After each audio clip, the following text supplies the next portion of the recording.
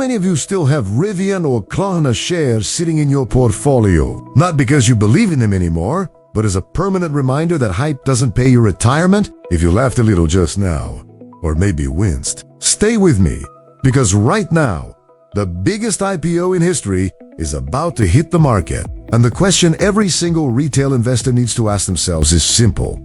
Are we about to learn from the past, or are we about to repeat it again? Before we dive in, if you're serious about cutting through the noise on Wall Street and actually understanding what's happening with your money, hit that subscribe button right now. We break down the stories everyone's talking about, but with the numbers and the receipts that nobody else shows you. Okay, let's get into it. Let's rewind for a second. Remember Rivian back in 2021? This was supposed to be the next Tesla. The hype was absolutely massive. Wall Street couldn't stop talking about it. Retail investors piled in on day one, prices spiked. Everyone felt like they were getting in early on the next trillion-dollar company. And then, reality hit. Production delays. Massive cash burn. A stock price that went from euphoria to freefall in a matter of months. People who bought at the top watched their investment lose more than 80% of its value. 80%. Not a correction, a collapse. And it wasn't just Rivian. Fast forward to Klarna's IPO. Same story, different name. Huge buzz, fintech darling. Buy now, pay later was supposedly the future of consumer finance. Rito jumped in, expecting another Rivian-style pop. And instead, a lot of people are sitting there right now down 50, 60, even 65% on their position. It's worth pointing out that both of these companies aren't bad businesses. Rivian is still building electric trucks. Klarna is still processing billions of dollars in transactions every year. The problem was never necessarily the company itself. The problem was the price retail investors paid to get in, and the expectations that were set before the stock even started trading. When a company goes public with massive media coverage, when every financial outlet is talking about it, when influencers are posting about getting in early, that's usually a sign that the price is already reflecting a lot of optimism. Sometimes too much optimism. And when reality doesn't match that optimism, even if the company is performing fine, the stock price has nowhere to go but down. This is sometimes called priced for perfection.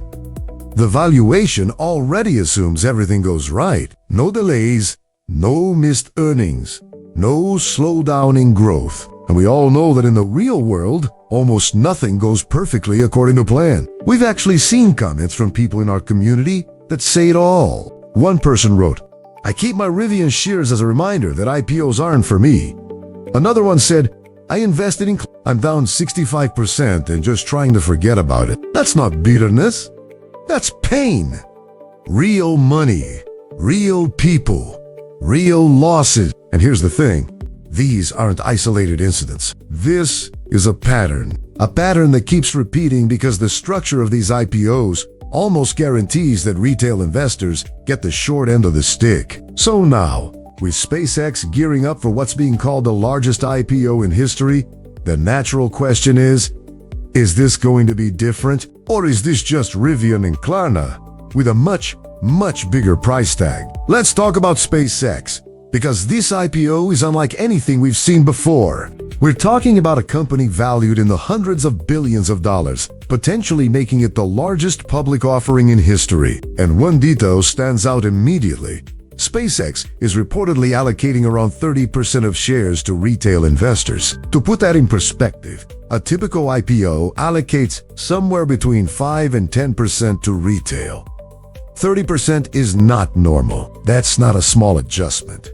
That's a massive shift. Now, why does that matter? Because retail allocation isn't just a generous gesture. Historically, when a huge chunk of an IPO goes to everyday investors instead of institutional players, it can mean one thing. The big players want someone else to absorb the risk. Institutions have access to information, pricing models, and exit strategies that most individual investors simply don't have. But it gets more interesting and more controversial. There's been a lot of noise around how quickly SpaceX could be added to major stock indexes. Normally, when a company goes public, there's a waiting period and a set of criteria before it gets included in something like the S&P 500 or the Nasdaq 100.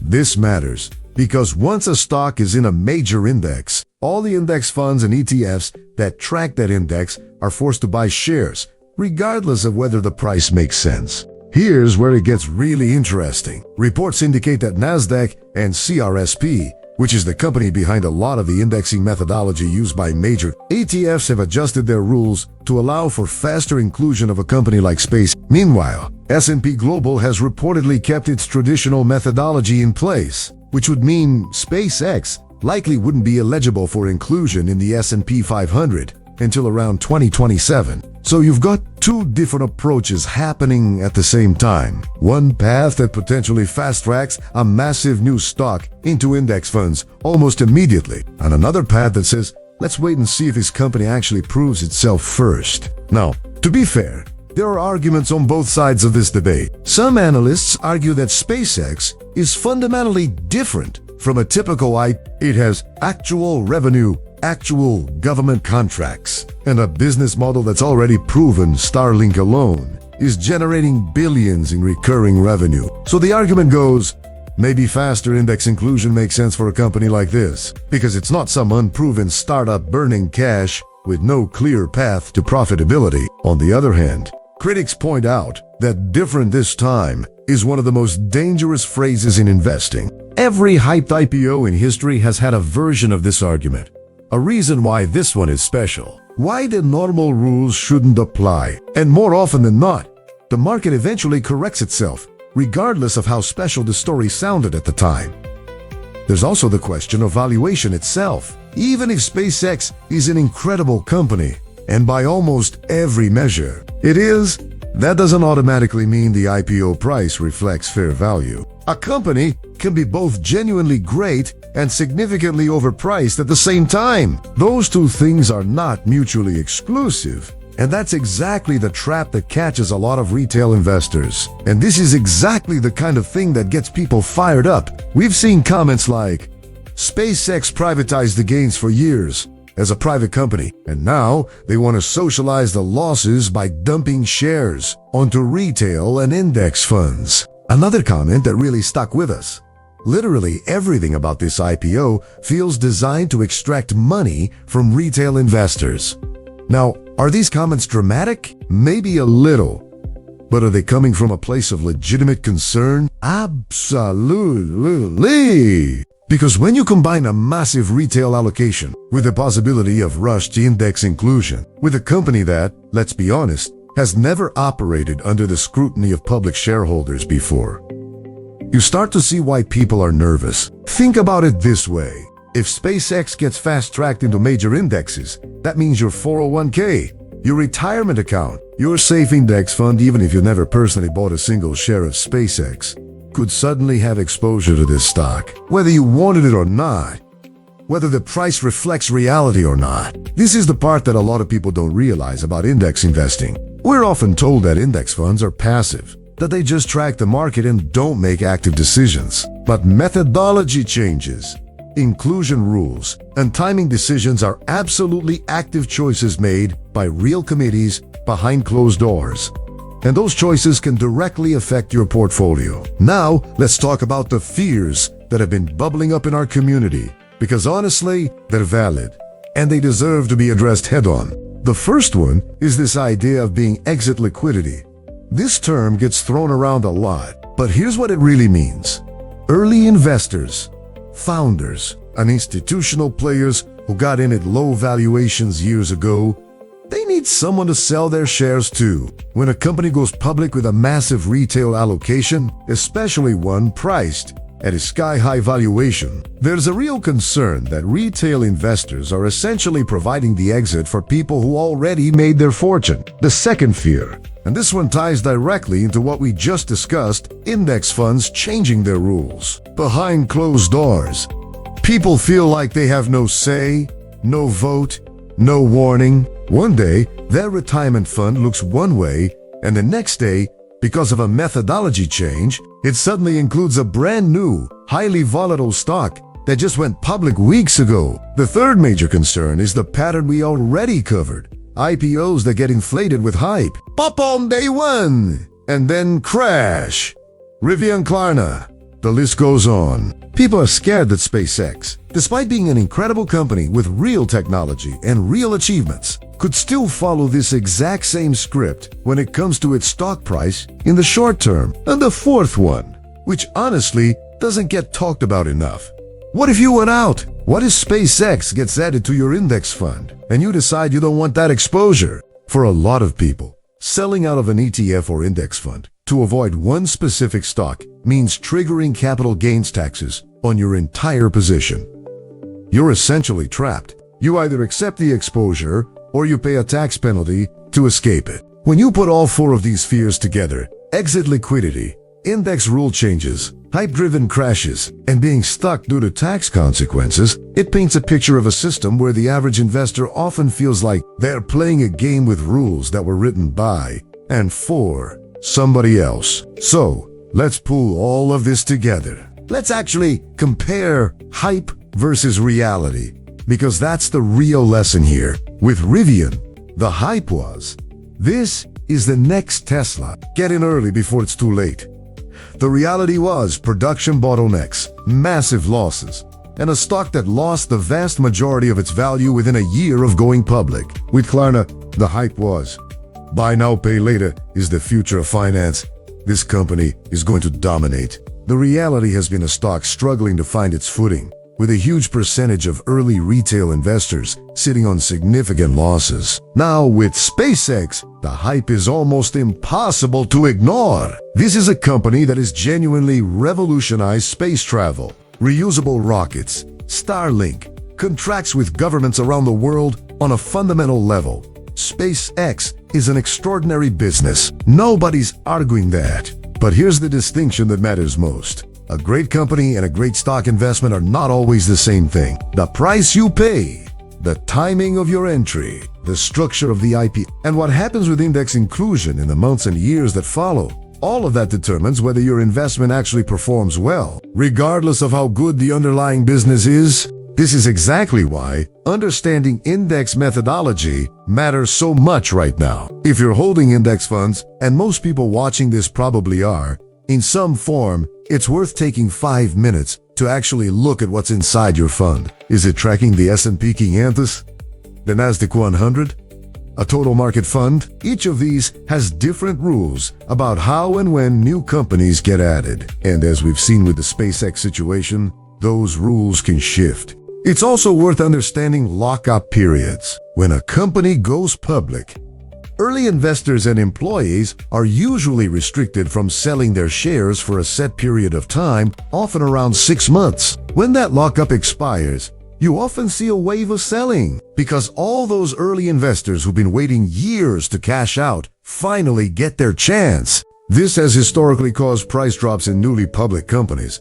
and it's something that gets very little attention in mainstream coverage. Another thing worth mentioning is volatility. Newly public companies, especially ones with this much hype, tend to experience wild price swings in the first few months of trading. We're talking about double-digit percentage moves in a single day, sometimes in either direction, often without any real news driving it. If you're someone who checks your portfolio daily, this kind of volatility can be emotionally exhausting, and it can lead to decisions driven by fear rather than strategy. It's also worth thinking about position sizing. Even if you decide that you want some exposure to SpaceX, the question becomes, how much?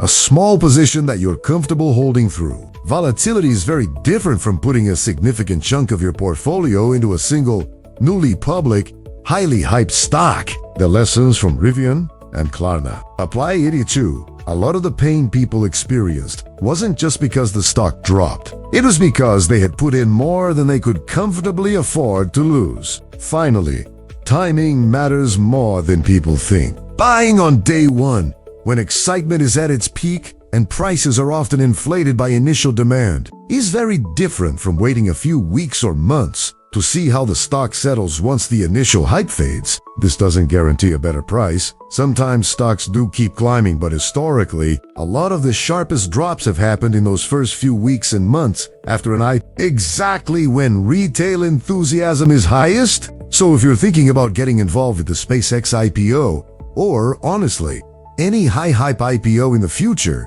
here are a few things worth keeping in mind. First, understand that day one excitement does not equal long-term performance. Second, check whether the stock is likely to be added to major indexes. And on what timeline? Because that can create artificial demand that doesn't necessarily reflect the company's actual value. And third, be aware of lockup expiration dates, because that's often when the real price discovery happens, sometimes painfully. Now, before we wrap up, I want to hear from you, because this community has some of the most honest, real experiences when it comes to IPOs, good and bad. So, drop a comment below. Have you ever invested in an IPO that didn't go the way you expected? What happened? And while you're at it, if this video has been helpful in connecting some dots, hit that like button. It genuinely helps this channel reach more people who need to hear this kind of breakdown.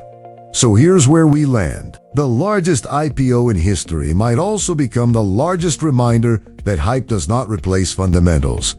Rivian taught us that, Klarna taught us that.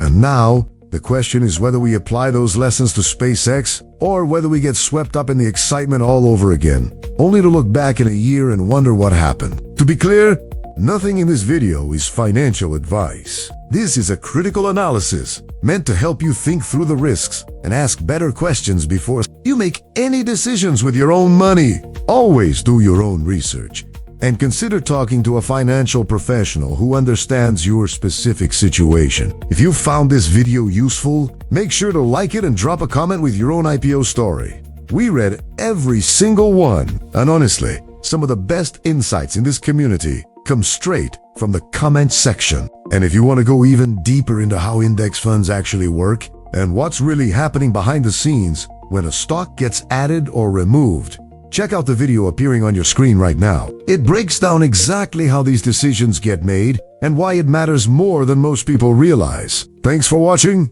and we'll see you in the next one.